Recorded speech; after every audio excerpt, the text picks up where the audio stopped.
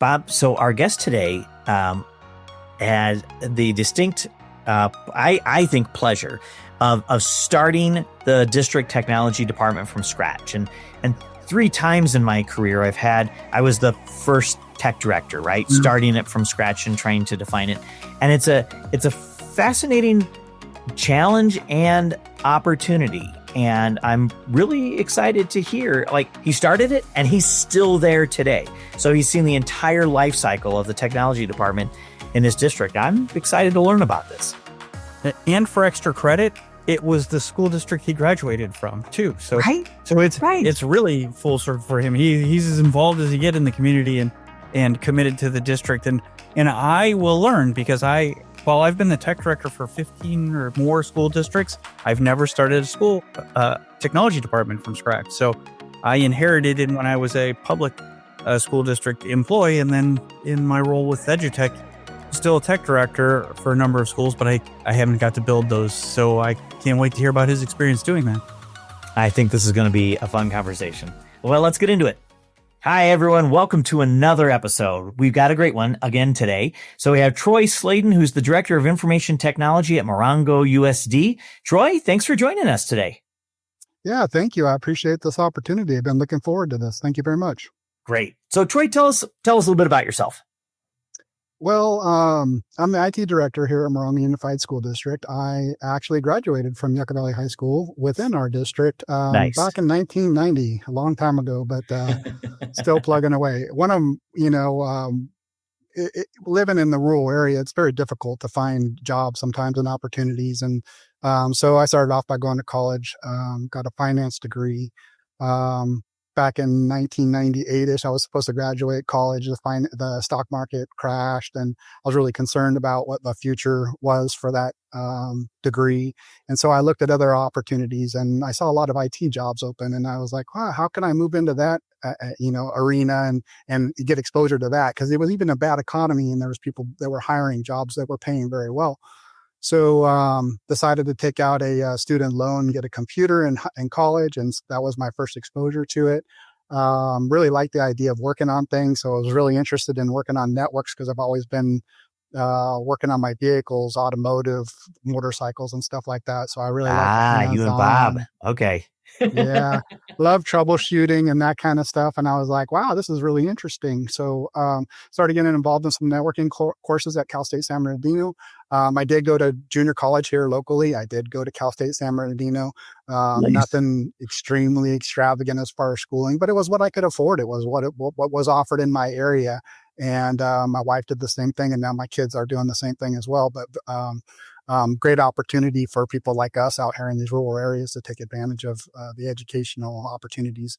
However, when I was going to to graduate school, saw the opportunity in networking, decided to get a second degree, got a degree in information systems. And from there, I was very hopeful that the combination of the finance and the IT side of things would provide opportunities for me. However, when I graduated college, I found that it wasn't just the degree wasn't going to get you a job. Unfortunately, I put out many applications. I was just hoping somebody was going to take a chance with me, and eventually found a job for a consulting company where they hid me in the back and I worked on things. They didn't expose me to the public or send me out to clients because they were too afraid. I probably was too, because I didn't have the experience at the time. But that's kind of how I started in this industry. It was a long road, but I think it's been a great industry, and very happy that I chose it. Always have had a job, always have had opportunities, and I feel like it's definitely the future. Opportunities are always available in IT.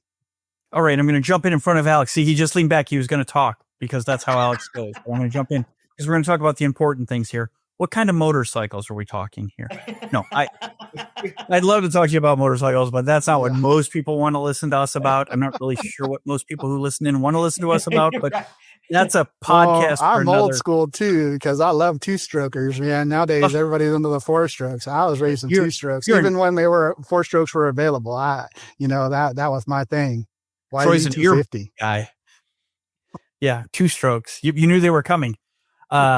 So As much as I'd like to talk about motorcycles and anything driven by pistons, so you kind of stopped at getting us to just your start in IT, but as you said, you graduated in 1990 from high school. That puts us in a roughly the same age range. Alex is much older than us. That is not true. That is.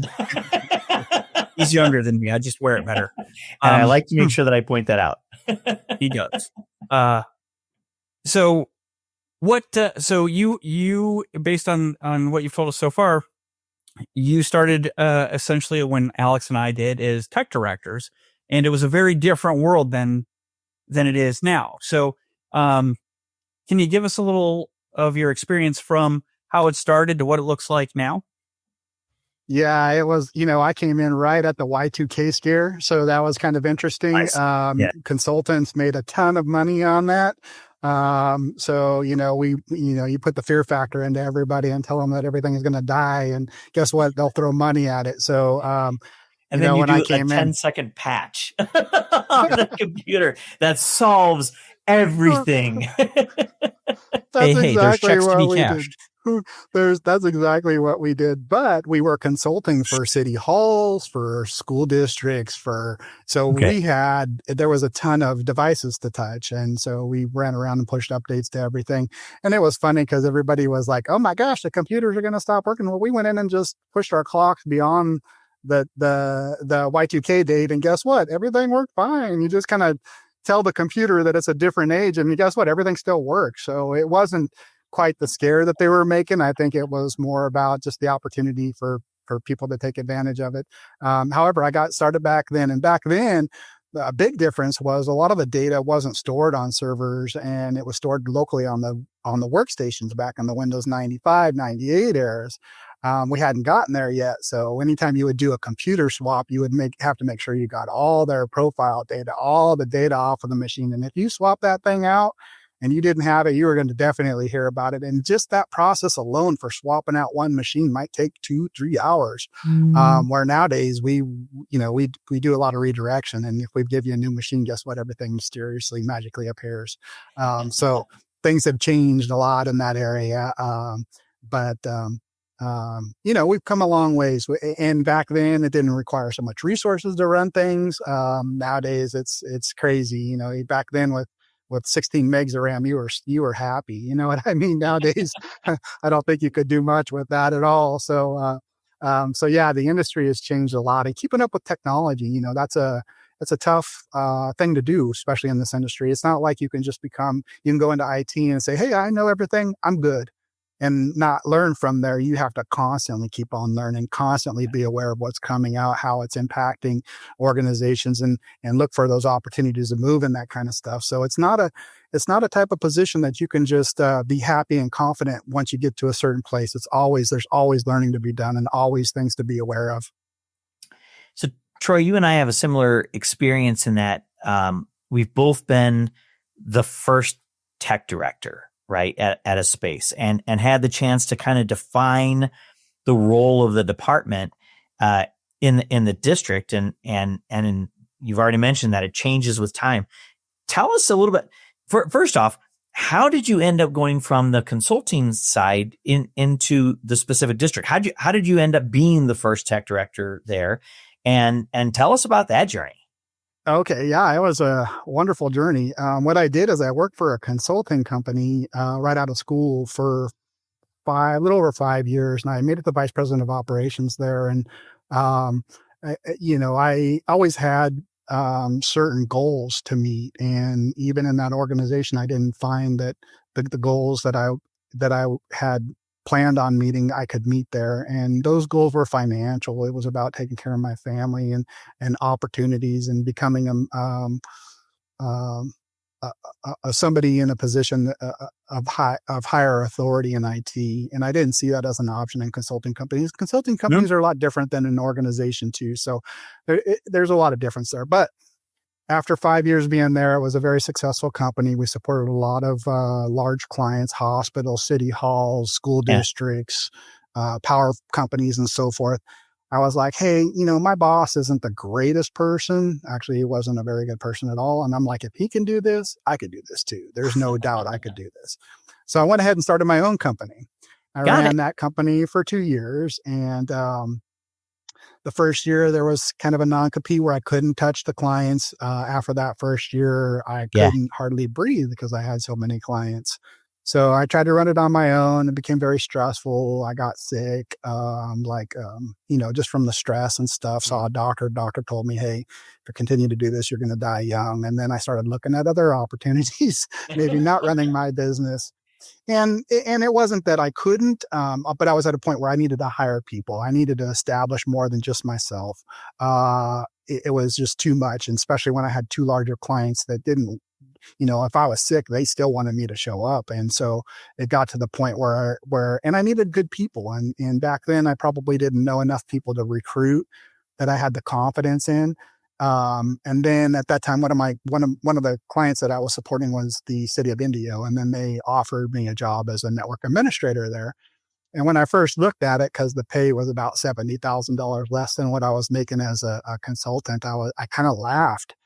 And he goes, yeah, well, you're too overqualified anyways. And I'm like, yeah. And I kind of blew it off. And then after seeing the doctor a couple of days later, I went back and I'm like, oh, maybe I need to relook at this again. Yeah. Maybe this is my opportunity to stay alive a little bit here, So I looked back at it and I actually took out a piece of paper with my wife and I sat at home and I started calculating the vacation time, the sick time, the healthcare benefits that you get, the pension that you get. And I started taking what I was making back then, doing my own consulting company, which was about $150,000 a year. And I started subtracting all that. And come to find out, when you subtract your health insurance, your 2 weeks vacation, your 2 weeks sick, I'm like, dang, maybe if I'm preparing for my future, I'm only making $85,000, even though my checks look a lot bigger, but I wasn't preparing for the future. If I wanted a pension, I had to have a certain amount of money saved and I was going to live off the interest of that money or whatever. So after sitting down and literally filling this page front to back with math, because I do love math, that's kind of one of the things I do enjoy. Finance guy. Yeah. I turned to my wife and I said, I got to take this job. And so I went back to the manager at the city of India and I said, yeah, you know what? I will take that job. And he goes, no, you already told me no, and you're overqualified for that job. I didn't break out the math, but I was like, I need the job, And so, and I already had a good rapport with them. I had been working for them for many years. I ran their police department by myself. So they decided to hire me. And I don't think it was just his choice too. There was other management there that knew what I did and how I supported them for so many years and stuff. And they wanted me as well. So I went ahead and worked there. I was always shooting for the top. I was shooting for his position, from the time I started. And he had told me, hey, I'm going to retire in a couple of years. And I'm like, oh yeah, okay, this is my opportunity. A couple of years went by, decided not to retire. Another year goes by, he decided not to retire. And I'm like, okay, I can't just keep sitting here waiting. And during that time, the school district reached out to me. And I used to be a consultant for them. They've always consulted from everybody. They never had their own department. And they had reached out and they said, hey, we're thinking about setting up our own department and hiring the first director. And I'm like, okay, well, if you do, I might be interested. And they told me the salary range. And I said, well, you're going to have to bring that up a little bit. And even back then my salary was nowhere near where it is today. I mean, in the last 13 years, we've seen a lot of increase. And, my goal in college was to make $100,000. Well, in 1990, $100,000 now equals like $180,000. So it wasn't about the number. It was about the spendable income and being able to take care of your family and so forth. So anyways, they met that mark and I applied for the position and I was fortunate enough to come in here. When I started, there was one person that worked in the student information system and one person that was literally just dealing with the contractors. And if there was a problem, the IT contractors, and if there was a problem, he would say, hey, you IT contractor, go out and deal with this and so forth. So he was just sitting there handing things off and moving things around, but not actually doing the network engineering and that stuff. He was just kind of coordinating all that stuff. So when I came in, he stayed with the department. I stayed here, and it was just the three of us running it. And we have 20 sites.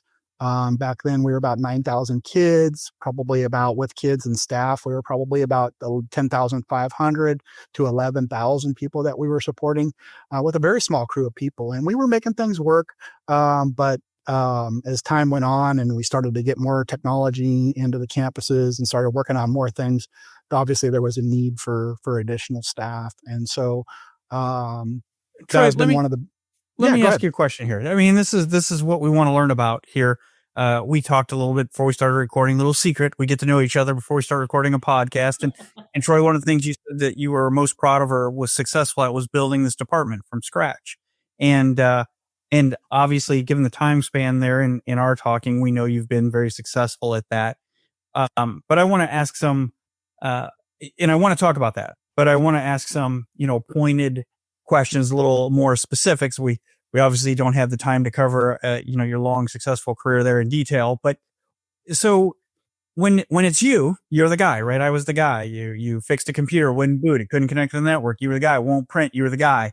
We got a plan for the 5-year forecast. You're the guy. Okay, so, stop right there. You're giving me PTSD already, man. I know, right? Maybe I could retire. And you did it for pennies, right? So, well, and not only that, but when you're dealing with the management side of things, people are like, what happened? How long is it going to take? When are you going to be done? And I'm like, right. I'm working on it right now. And the more that you keep calling me, the slower things are going to be, but you're not really in a position to do that. You know what I mean? So, that was the first sign that there's a problem here. If I'm going to be the network engineer, I need somebody else answering those questions. If I'm going to be the director, I need to answer those questions and have somebody else be the network engineer. But to do both of them at the same time, extremely, extremely stressful. Something that, and the PTSD, that's not really a joke. It was very, very stressful and very traumatic. But I'm a hard worker. I'll never give up. That's what's got me to where I am today. And so, through all those challenges and stuff, you learn things. So, and that's the most important thing about life is as long as you can reflect and learn things and get better or do better, that's the most important thing. So very challenging, very stressful, but in a much better position. So what happened here at our district is we had a lot of technology. And then when COVID hit, we had to get technology into the hands of every student, staff, and everybody, because people went home to work and kids went home to be educated. And that's when we really had to pivot. Before COVID, I was able to get 4 roaming techs, but then once COVID hit, we had like lab IAs, we had like ed tech TOSAs at the school site. And I recommended, maybe we just get rid of those positions and then hire techs. And so that's what we ended up doing. And what we ended up doing is hiring 1 tech per 1,000 students. It's not total staff because you're dealing with staff and student numbers, but it was a good round number, higher than what you would normally see in the industry. But it's been something that we've been able to take care of and sustain. So I don't think it's unreasonable to ask for that. So I ended up hiring site techs. And so there are some site techs that might have 3 sites to cover, some site techs at the high schools, which are very largely populated, that 1 tech covers. And then from there, we had to deal closely with the maintenance and operations side for cabling, placing cameras, so forth. And what we found is it was a struggle getting them to coordinate with us and getting things done on the timeframes that they expect us to get done versus the timeframes that maintenance and operations gets things done. So through that, there was even more of an evolution, and I ended up taking over the cabling side, and those people came from maintenance and operations are now under me. So we deal with the cabling now. We're not only on the tech support and on the app support and the data support, but now I'm actually doing the cabling side of things and the infrastructure stuff. So Troy, you've grown your team a couple of different ways and multiple times. And I think one of the biggest challenges that I had and others that I talked to that sort of started as Bob says, the guy, right, who was running it, was convincing leadership that something that they survived for over 100 years without now needs more staff and more staff and more staff. How do you explain and convince senior administration to get these extra bodies? That's a tough one. It's very challenging, and definitely have to approach it strategically. But the other thing is that, as a director, you have to, first of all, I'd like to start by saying this. I never present a problem to my boss without presenting a solution. And I never ask for my people to present a problem without a solution, because it takes additional thought. And sometimes in my opinion, it's a shifting of stress. And if somebody shifts the stress onto you and they rely on you to solve the problems, then it's always a shift of stress to one individual. So, I went to my boss and I said, listen, we are struggling keeping up. Here's the solution. And then I kind of put the ball into their court. It's not that I haven't provided a solution for it, but it's in their court. Now they can either provide the solution and be supportive, or they can deny that. And then I can always go back and say, listen, I knew this was a problem. I provided a solution for the problem. I was denied the solution, and that's why we sit where we are today. So that's really important, and always justifying that stuff. I've always waited till we were buried before I've asked for somebody. I don't just want additional staff. And to be honest with you, it causes problems. If you have staff that aren't always constantly working, you're going to have staff that you're constantly managing and constantly dealing with productivity issues. And not only that, it's a waste of money, but having staff at idle is definitely problematic. Oh, sure. I don't know many districts that have idle staff. No, but I always waited to that point, so I knew I wasn't going to have to deal with that. And not only that, I thought it was in the best interest of the financial situation for the district. And I'm always, because I was raised here, I was raised in this community, I'm always concerned about that, sometimes more than I should be, because I see other people that aren't as concerned about that. But it's always been something that I've tried to do for our district, is to try to, and even now, like everything that we do in IT, we don't consult out, we do it internally. We build LED walls, we service the marquees, we put all the cameras out, we set up all the camera servers, we do we do everything. And my perspective on that is, if we build it, we can support it. If we have a consultant that comes in, we'll never get the quality of work or the ownership that we do when we do it. And not only that, but I also see it from my employees' perspective as, hey, if that was me, what would I want? Well, I would want my hands on everything, so I could learn, build my resume, provide opportunity for myself. So, all those things have to come into play when you're starting to make those decisions, but that's kind of the way I see it. So we handled everything internally. We don't pay for service contracts, which saves the district a ton of money. And it gives me more opportunity to hire people internally. And when I hire people internally and they make money, they spend it back in the community. They have kids in the community. Those kids go to our school. Nice. It's very community is supportive and community oriented. And so, and it's been wonderful, because if we have something break, we know it. We know what the problem is. We know it. We could pull it apart. We could fix it. We could do whatever. But when you have people come in and you just sustain that later on, sometimes you don't have that expertise that you need. So sometimes I do ask a little bit more of my employees for that in-depth understanding. But honestly, it's the best. It's the best for them. It's the best for their career, and it's the best for our district.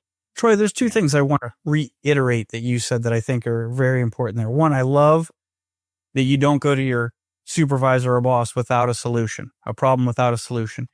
That's good advice for everybody from an entry-level tech to a superintendent who has to go to a board, right? That's good advice all around. And one that I hope that the techs at EduTech take to heart. So if our techs at EduTech are listening to that, listen to Troy. Come with us.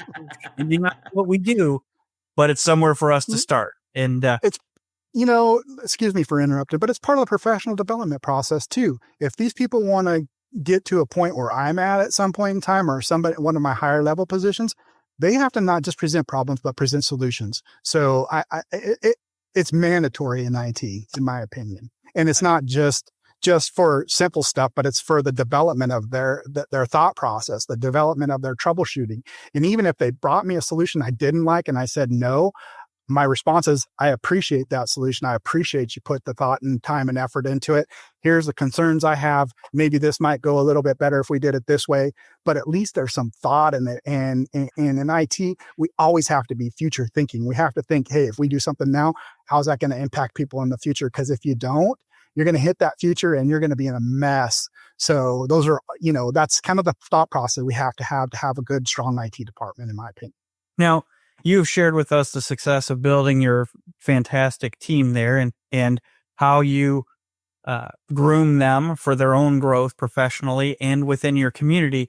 So we want to turn it around a little on you and having the 20 or 30 years behind you and looking to the future a little bit. What's a big challenge for you now, and what do you see being difficult for IT departments or your IT department to conquer now and in the near term future? The biggest challenges for IT is always to stay ahead of everything, but also with the introduction of all the technology that we have in school districts, it's about incorporating that technology into the classroom, introducing it into the classroom for good educational reasons. You know what I mean? And so that technology integration into the classroom is a big piece. It's a big challenge. It's not something that you can just do in your own IT department. It has to take the education people as well, the instructional services people as well, to be open-minded to that kind of things. And as things change and evolve with the introduction of AI now, with the introduction of technology in everybody's hands and stuff, we really have to pivot. And it's a hard thing to do. And it's a hard thing to do for even educators, because they have to now take into consideration, hey, if we're trying to teach these skills and we hand them a computer, is that computer just taking over those skills, or are they still learning that skill set? And if it is, how do we now teach them those skills that we want them to learn with technology to produce something? You know what I mean? Instead of just using it as something that occupies your time, or something that it has to be something that you're using for an academic purpose, and that's actually helping those students. And so that's a big challenge. And the other thing is I can change my 22 people fairly quickly. We can pivot. But when you're talking about 500 people or 1,000 people to pivot like that, there's a lot more involved there. There's a lot of professional development, a lot of just, providing that understanding of how to do that when you may be a teacher in a classroom and a wonderful teacher and very knowledgeable, but you're not as strong in technology. Well, now we're asking you to use technology to teach in the classroom. And so there's a gap there. And it's really important for us and the instruction department to help fill that gap. And so people and teachers can do the best they can with the technology that's being introduced to them, whether they like it or not. It's being introduced to them in large volumes. How does your team work with curriculum and instruction? Are you guys do you have is there an academic technology team that's part of your department, or is the support of the teachers in somebody else's department? And how do you guys work together? Well, I'm glad you asked that. And this is part of the evolution process. Like I said, the evolving of the department, the evolving of the district. And so we do have an ed tech team from the educational side that we meet with on a monthly basis. And we have a technology committee that IT people are involved in, and so are the educational people. And that way we're all on the same page. But our goal in IT and the infrastructure side is always make sure that we have plenty of throughput, plenty of technology. I never build anything to the minimum specs. I always way overdo it. And a good example of that is when we went into COVID, we on average back then, we were using about a gig throughput a day. But I had a 5 gig internet connection, and people were like, well, hey, you're only using like 1/20th of this. Why would you do something like that? Yeah. Well, when COVID hit, we were averaging 3.5 plus gigs a day. That's why we do that. You never build to minimum specs. You always build to those specs that will allow the growth. So it's something that you always have to stay on top of here. So when we look at that and they want to introduce stuff, we basically say, well, does it have a single sign-on capability? How does the data transfer with it? What kind of specs on the hardware are required? What do we need from an infrastructure level? And we make sure that they have everything they need to make sure that they can run that application or that whatever it is that they want to do without any issues. Our biggest thing is we want to make sure and take away all the technology challenges to the delivery of education. So if that has to do with our network or our devices, we want to stay on top of that. So you guys take care of the network, the infrastructure, making sure that it's going to meet the needs of the teachers. And then is that ed tech team then that makes sure that the teachers, because there's still literacy associated with the faculty, right? So the faculty needs to know how do I use this tool, which is first like the click here part. And then it's now that I know how this tool works, how do I make an impact in the instructional design? Who's doing that? And how do you guys support that? We are often behind the scenes because, as you know, being involved in technology, it's everything that's on the computer is the assumption that it's under IT. Well, that's not the case. We don't run every application. We typically do like the data transfers in the background and all that stuff and make sure that it's operational and up and running and stuff. But we're not an expert of every single application. Every department has its own application that it needs to be responsible and understand to be able to run it thoroughly.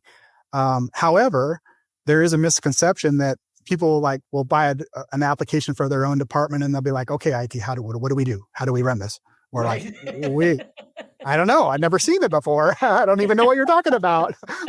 or, we'll make sure that the data is there, that we roster the kids in the classrooms and everything's there, but we're not running the application. You know what I mean? So there's a huge misconception by a lot of people that we know everything, even because we're putting an application on a computer, that we know everything about the application. So that's where we have to step in. And oftentimes, here's the thing is that we can learn it. We do know more often than not things about it just because we're involved in IT. You know what I mean? We understand how programs work and stuff like that. And so, we will have knowledge, even though we haven't touched it. And so we try to bridge that gap with a little bit of that knowledge that we have. But really, people need to take ownership of that and try to maximize their benefits of that application or those process instead of always leaving it on IT because it's an app that's on a computer, so it's IT. Well, that's not necessarily the case. Everybody needs to understand the applications that they need to use on a daily basis. Like, for instance, for grading for kids. I mean, IT is not grading kids. We don't know. We don't get into the grading module in the student information system for the kids. So it takes a teacher or somebody in instruction to understand that process and then teach it to their people and become the experts of that part of it, because it's not really something that we do.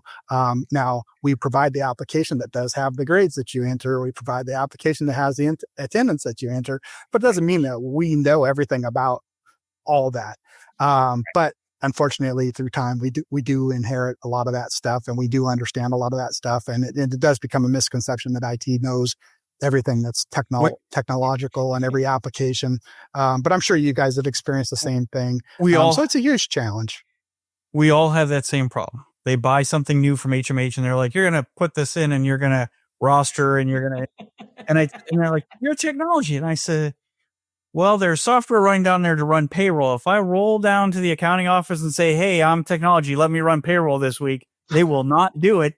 And if you guys start here in the curriculum, and you won't let me down there either, because I'll have no idea.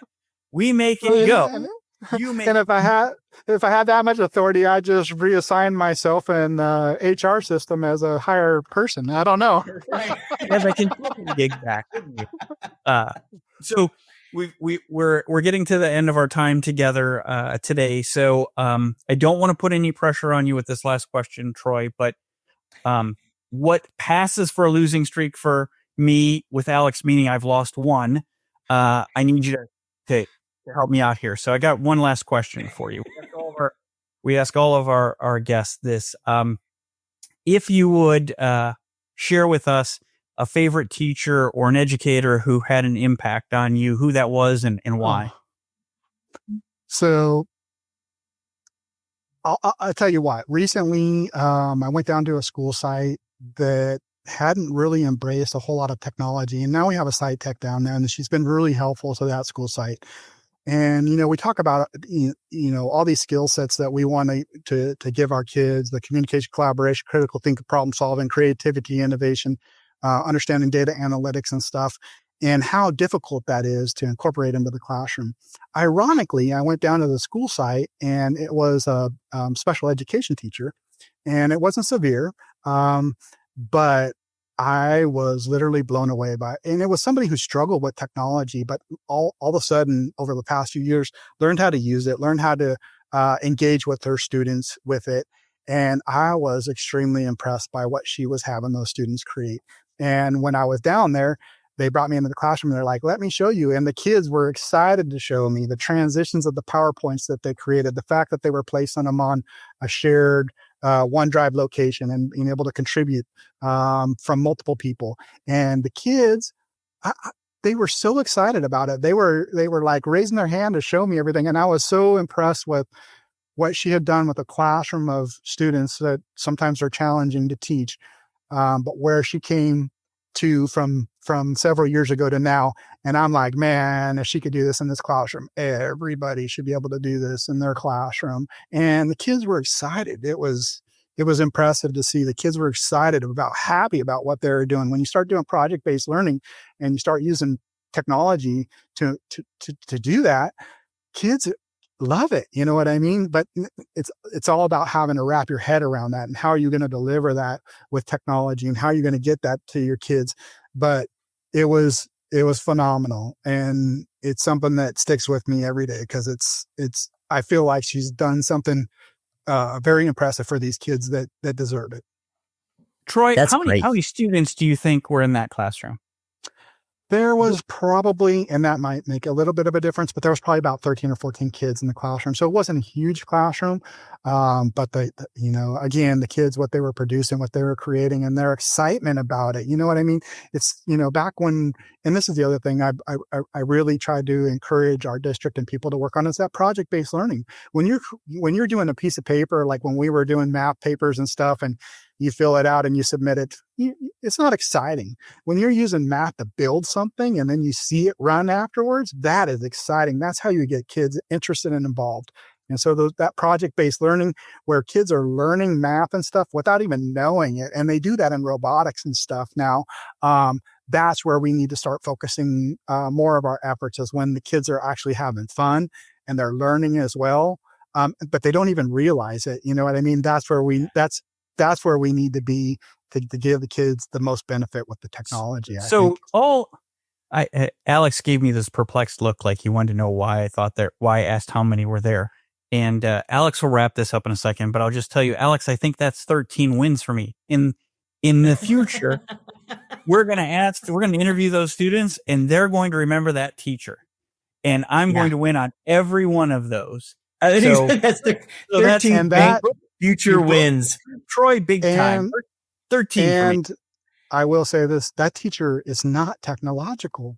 The transition that she's made as an older teacher, which oftentimes they try to resist that change, I'm way impressed with it. There's no excuse anymore. You know what I mean? The kids have taken it and really been excited about it. This teacher who was non-technological and I hate to classify him, but an older teacher that sometimes is, they don't want to change when they're close to retirement or whatever. No, this one has done a wonderful job and I'm super, super impressed. And the other thing is that I find, I didn't really understand how technology impacted those children that are in the special ed classes until probably about 10 years ago. I walked into a classroom at the high school and it was a special ed class and I sat down and they had old CRT monitors, old towers. Yep.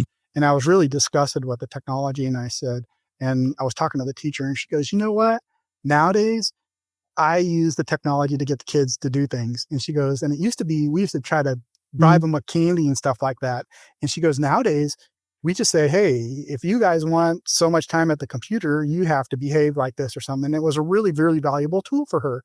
Yeah. And then she told me that she had a child in there that never typed anything, had a trouble communicating, and then was able to use the computer and actually type their first Word document. And she says it was riddled with errors, but this kid wasn't able to communicate.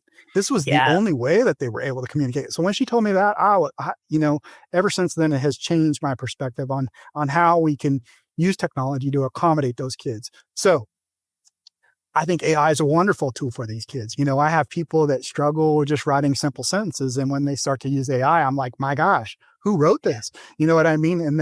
And now that could be a huge tool for these kids. You won't even know, you won't know what kind of person you're dealing with, because everything looks polished and excellent. You know what I mean? Yep. So I see that as a huge opportunity for those kids. Something that I'm very excited about, for our future is, AI is not always a great tool for everybody, but you find its niche and it's a wonderful tool. And so I feel like that these tools are definitely going to help some of the kids that struggle.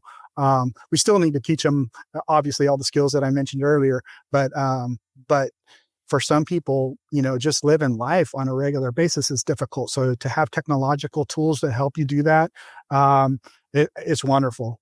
It's awesome. And so Troy hadn't shared in our chat earlier, but I'm a special needs parent. And communication skills is one of the challenges that my oldest deals with. And so he's got the concepts, but the ability to, develop the sentences and communicate them, extraordinarily difficult. But he loves working on a computer.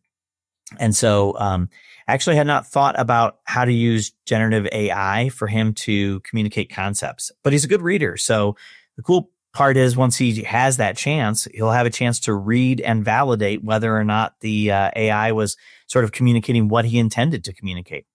So and oftentimes, I just tell them to type it all out and then copy and paste it into your Copilot or whatever that you're using, and then have it just go through, fix your spelling and stuff like that. It's not like you're having it create everything for you.